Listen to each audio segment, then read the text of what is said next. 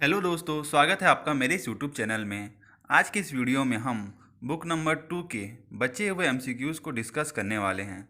इससे पहले हमने बुक नंबर 2 के 1 से लेकर 40 तक के क्वेश्चन को डिस्कस किया था। आज इस वीडियो में हम बाकी बचे हुए एमसीक्यूज़ को डिस्कस करेंगे। अगर आपने इससे पहले की वीडियो नहीं देखी है तो आप यहाँ पे आई बटन को क्लिक करके देख सकते हैं। तो चलिए एमसीक्यू को स्टार्ट करते हैं।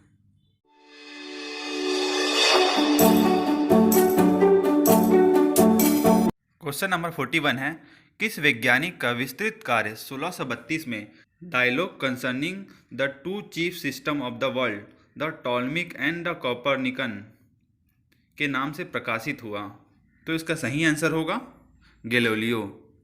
एक्सप्लेनेशन जो है इसमें क्या है, उन्होंने विश्व के बारे में दो प्रमुख प्रणालियों टॉलमी और कॉपरनिकस के बारे में चर्चा की थी। यह पुस्तक पॉप को समर्पित थी। इसमें उन्होंने टॉलमी के प्राचीन ब्रह्मांड विज्ञान की आलोचना की थी और उसका मजाक उड़ाया था। चलिए नेक्स्ट क्वेश्चन की आगे बढ़ते हैं। Dialogue on two new science नामक पुस्तक किसने लिखी है? तो इसका सही आंसर होगा गैलीलियो गैलीली। चलिए नेक्स्ट क्वेश्चन की बात करते हैं। सार्वत्रिक गुरुत्वाकर्षण का नियम किसने दिया? तो इसका सही आंसर होगा आइजैक न्यूटन। नेक्स्ट क्वेश्चन की बात करते हैं। किस वैज्ञानिक ने ब्राह्मणीय गुरुत्वाकर्षण यानी कि यूनिवर्सल ग्रेविटेशनल के अपने सिद्धांत को D philosophy naturalis Principia Mathematica में सिद्ध किया है? तो इसका सही आंसर होगा सर आइजैक न्यूटन। चलिए नेक्स्ट क्वेश्चन की बात करते हैं। मैच कीजिए कि कौन सा सही आंसर है। इसका सही आंसर होगा A4 यानी कि टाइको ब्राहो, जो था ग्रहों की गति के प्रेक्षण किए थे। दूसरा है योहान केपलर, तो इन्होंने ग्रहों की गति के नियमों की खोज की थी। सी है गैलीलियो गैलीली, तो इन्होंने सौर मंडल का सूर्य केंद्रित प्रारूप स्थापित किया तथा वस्तुओं की गति का गणितीय विवरण दिया। चौथा जॉन नेपियर, इसका आंसर है लघु गणक की सूची का विकास किया। चलिए नेक्स्ट क्वेश्चन की ओर आगे बढ़ते हैं। एग्जाम में हमेशा मैच करो भी आता है, तो इसको आप स्किप नहीं कीजिएगा क्वेश्चन को। चलिए बात कर लेते हैं। तो इसका सही आंसर होगा ए का 1 यानी कि विलियम हार्वे जो था उन्होंने रुधिर संचरण की खोज की थी, ब्लड सर्कुलेशन की खोज। ऑप्शन बी इसमें से सर आइजैक न्यूटन जो था सार्वभौम गुरुत्वाकर्षण के सिद्धांत को प्रतिपादित किया यानी कि यूनिवर्सल ग्रेविटेशनल लॉ। तीसरा है रॉबर्ट बॉयल, तो इसका है गैसों के नियमों को बनाया इन्होंने। डी रॉबर्ट हुक, पदार्थ के लचीले गुणों के नियमों को खोजा। चलिए नेक्स्ट क्वेश्चन की बात करते हैं। 47 निम्नलिखित में से किन 3 तकनीकी आविष्कारों ने औद्योगिक क्रांति की शुरुआत की? तो ऑप्शन है यांत्रिक घड़ियाँ, कटाई और बुनाई के यांत्रिक उपकरण, भाप इंजनों का प्रयोग और टेलीग्राफ। पांचवा खदान धातु विज्ञान और कृषि विज्ञान में यांत्रिक उपकरणों का प्रयोग। तो इसका सही आंसर होगा 2, 3 और 5। 48 औद्योगिक क्रांति से संबंधित कौन से कथन सही हैं? पहला, औद्योगिक शहरों ने ग्रामीण इलाकों को बिल्कुल बदल दिया। श्रम के विभाजन ने मजदूरों के लिए काम की बेहतर स्थितियां पैदा की। तीसरा, राष्ट्रों के उपनिवेशीकरण का मतलब था कि माल को उपनिवेश राष्ट्रों में बनाया जाता था और औद्योगिक राष्ट्रों में बेचा जाता था। औद्योगिकीकरण ने मजदूरों के शोषण को भी बढ़ाया। टेलीग्राफ को लंबी दूरी तक व्यापार के उद्देश्य से संचार की सुविधा देने के लिए अस्वीकृत किया गया। तो इसका सही आंसर होगा 1, 4 और 5 होगा। चलिए नेक्स्ट क्वेश्चन की बात करते हैं। ऑक्सीजन की खोज किसने की? तो इसका सही आंसर होगा जोसेफ प्रिस्टले ने। चलिए नेक्स्ट क्वेश्चन की बात करते हैं। क्वेश्चन नंबर 50 ज्वलन यानी कि कंबसन के अपने प्रयोगों के आधार पर किस वैज्ञानिक ने रसायन शास्त्र के तार्किक और सैद्धांतिक अध्ययन का प्रारूप तैयार किया? तो इसका सही आंसर होगा फ्रांसीसी वैज्ञानिक अंटोनी लॉरेंट लेवेजोर। चलिए नेक्स्ट क्वेश्चन की बात करते हैं। आधुनिक परमाणु सिद्धांत मॉडर्न एटॉमिक थ्योरी सबसे पहले किसने दी? तो इसका सही आंसर होगा जॉन डाल्टन। नेक्स्ट क्वेश्चन की बात करते हैं। भारत में ब्रिटिश काल के दौरान सभी वैज्ञानिक गतिविधियों का फोकल बिंदु क्या था? तो इसका सही आंसर होगा Asiatic society Calcutta. Next question की बात करते हैं। 53 एशियाटिक सोसाइटी कलकत्ता की स्थापना कब और किसने की? तो इसका सही आंसर होगा इसकी स्थापना जो थी 1784 में की गई और ये कलकत्ता में स्थित सुप्रीम कोर्ट के एक जज जो थे विलियम जोन्स, इन्होंने इसकी स्थापना की। इसका नेक्स्ट क्वेश्चन की बात करते हैं। 54 जियोलॉजिकल सर्वे ऑफ इंडिया यानी कि भारतीय भूवैज्ञानिक सर्वेक्षण की स्थापना कब हुई? तो इसका सही आंसर होगा 1851 में। नेक्स्ट क्वेश्चन की बात करते हैं, मैच कीजिए। तो इसका सही आंसर होगा ए का 4 यानी कि agriculture horticulture society of India की जो स्थापना थी वो 1817 में की गई। Calcutta medical and physical society की स्थापना जो थी ऑप्शन 3 यानी 1823 में की गई। C Madras Literature and Scientific Society, इसकी जो स्थापना थी वो 1880 में की गई। D Royal Asiatic Society Bombay जो थी, इसका आंसर होगा स्थापना जो थी 1829 में की गई। चलिए अब नेक्स्ट क्वेश्चन की बात करते हैं। 56 भारत में आधुनिक शिक्षा प्रणाली शुरू करने का श्रेय किसे जाता है जिसने अंग्रेजी को शिक्षा का माध्यम बनाया? इसका सही आंसर होगा थॉमस बेबिंगटन मकाले। इसी का ही बनाया हुआ जो सिलेबस था जो हम लोग आज तक पढ़ते आ रहे हैं, इसी ने ही जो थी 1835 में जो था अंग्रेजी को शिक्षा का माध्यम बनाया था। इसी का ही शिक्षा प्रणाली जो है आज भी हमारे देश में फॉलो किया जाता है। चलिए अब नेक्स्ट क्वेश्चन की बात करते हैं। 1857 में कलकत्ता बम्बई मद्रास के विश्वविद्यालयों की स्थापना लगभग किस विश्वविद्यालयों के पैटर्न पर हुई? तो इसका सही आंसर होगा लंदन विश्वविद्यालय। नेक्स्ट क्वेश्चन की बात करते हैं। 1875 में किस विश्वविद्यालय ने मैट्रिक के अपने छात्रों की परीक्षा ब्रिटिश इतिहास में लेने के बजाय भूगोल और प्रारंभिक भौतिकी में लेने का निर्णय लिया? तो इसका सही आंसर होगा मद्रास विश्वविद्यालय।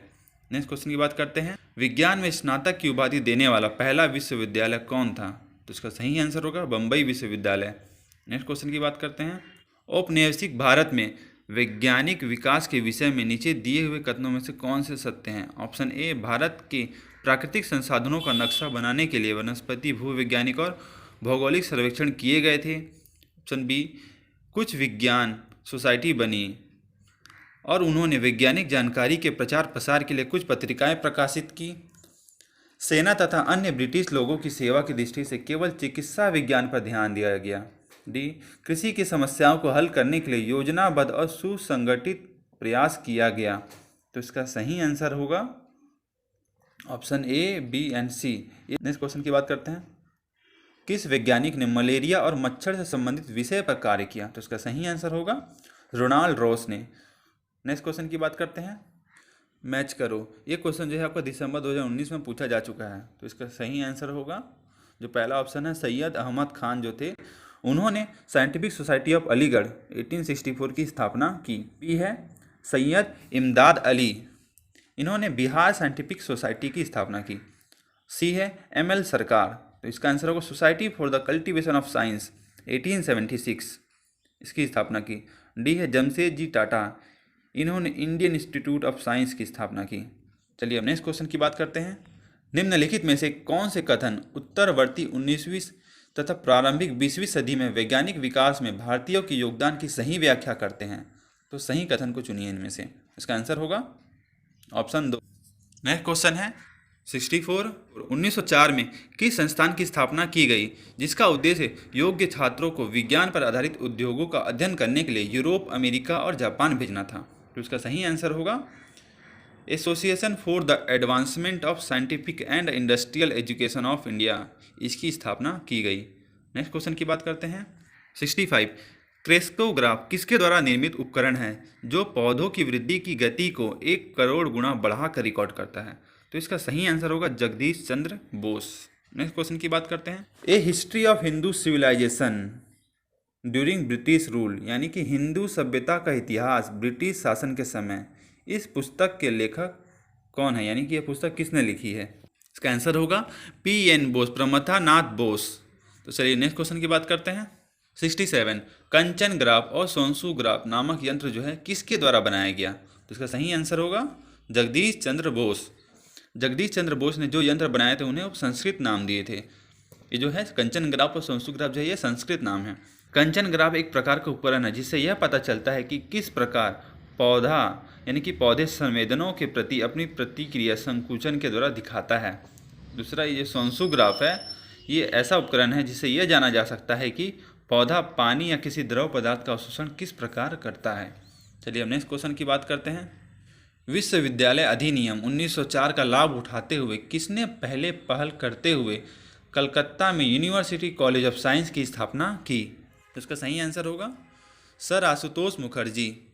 नेक्स्ट क्वेश्चन की बात करते हैं। 69 किसने यह सिद्ध किया कि जंतुओं और वनस्पति ऊतकों में ऊष्मा जैसे भिन्न भिन्न प्रकार के उद्दीपनों से विद्युत संक्रियाएं होती हैं? तो इसका सही आंसर होगा जगदीश चंद्र बोस। नेक्स्ट क्वेश्चन की बात करते हैं।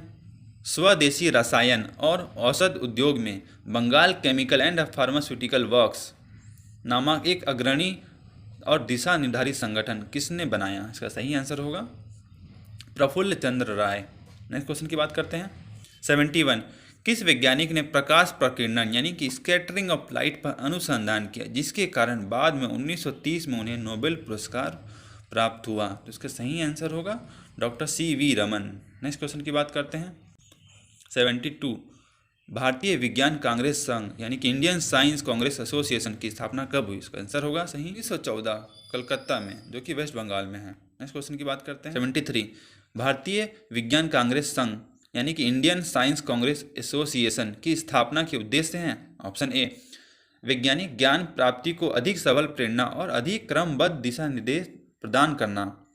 बी देश के विभिन्न भागों में स्थित विज्ञान में रुचि लेने वाली संस्थाओं और व्यक्तियों में परस्पर विचार विमर्श को बढ़ावा देना।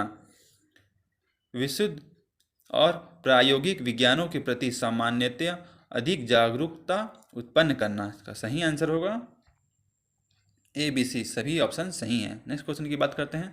प्रथम विश्व युद्ध और द्वितीय विश्व युद्ध कब हुआ था? इसका सही आंसर होगा प्रथम विश्व युद्ध जो था 1914 से स्टार्ट हुआ था और ख़त्म जो था 1918 में हुआ, और सेकेंड विश्व युद्ध जो था 1939 से स्टार्ट हुआ और 1945 में ख़त्म हुआ। नेक्स्ट क्वेश्चन की बात करते हैं। क्वेश्चन 75 प्रथम विश्व युद्ध 1914 से 18 के शुरू होने के उपरांत सरकार को यह लगा कि भारत को वैज्ञानिक और औद्योगिक दृष्टि से अधिक आत्मनिर्भर होना चाहिए, अतः उसने ब्रिटेन पर भारत की वैज्ञानिक और औद्योगिक निर्भरता कम करने के उपायों की जांच पड़ताल के लिए 1916 में किस आयोग की नियुक्ति की? तो इसका सही आंसर होगा भारतीय औद्योगिक आयोग, Indian industrial commission. Next question की बात करते हैं। 76 1938 में किसकी अध्यक्षता में राष्ट्रीय योजना समिति नेशनल प्लानिंग कमेटी का गठन किया गया? इसका सही आंसर होगा वह जवाहरलाल नेहरू।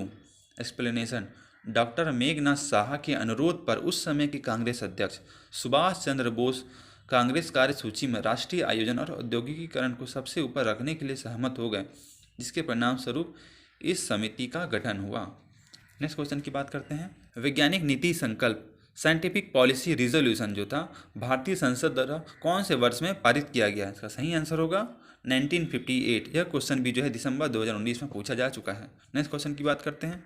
वैज्ञानिक नीति संकल्प का मसौदा यानी कि जो ड्राफ्ट था किसने बनाया? इसका सही आंसर होगा प्रथम प्रधानमंत्री जवाहरलाल नेहरू ने। नेक्स्ट क्वेश्चन की बात करते हैं। क्वेश्चन 79 सही कथनों को चुनिए जो विज्ञान और प्रौद्योगिकी की सहायता से अपनी समस्याएं सुलझाने में हमारे देश के प्रयासों के सूचक हैं। सावधानीपूर्वक निर्धारित विज्ञान नीति को अपनाना। बी युवा वैज्ञानिक को विकसित देशों में जाकर बसने देना। सी विज्ञान और प्रौद्योगिकी की शिक्षा और अनुसंधान कार्य का विस्तार करना। डी अनुसंधान कार्य के लिए अधिक धन उपलब्ध कराना। ई शस्त्र खरीदने में धन लगाना। तो इसका सही आंसर होगा option A, option C and option D. चलिए नेक्स्ट क्वेश्चन की बात करते हैं। विज्ञान के बारे में निम्नलिखित कथनों में से कौन सा सही है? ऑप्शन 1 विज्ञान प्रगति का अन्वेषण करने में हमारी मदद करता है और हमारे अनुभव के दायरे को निरंतर बढ़ाता है। सेकेंड विज्ञान का जगत अनोखा है और हमारे दैनिक अनुभव के साथ उसे कुछ लेना देना नहीं होता। तीसरा विज्ञान के माध्यम से हम प्रकृति को केवल समझ ही नहीं सकते वरन अपनी आवश्यकताओं के अनुरूप उसे नियंत्रित भी कर सकते हैं। चौथा प्राकृतिक घटनाओं के बारे में हमारा भय, आश्चर्य और रहस्य को दूर करने के लिए विज्ञान कुछ नहीं करता। पांचवा विज्ञान हमारी इंद्रियों द्वारा अर्जित किया जाता है क्योंकि इंद्रियजन्य ज्ञान व्यक्ति परक होता है, इसलिए विज्ञान भी हर व्यक्ति के लिए भिन्न भिन्न होगा। तो इसका सही आंसर होगा ऑप्शन 1 एंड ऑप्शन 3। चलिए नेक्स्ट क्वेश्चन की बात करते हैं।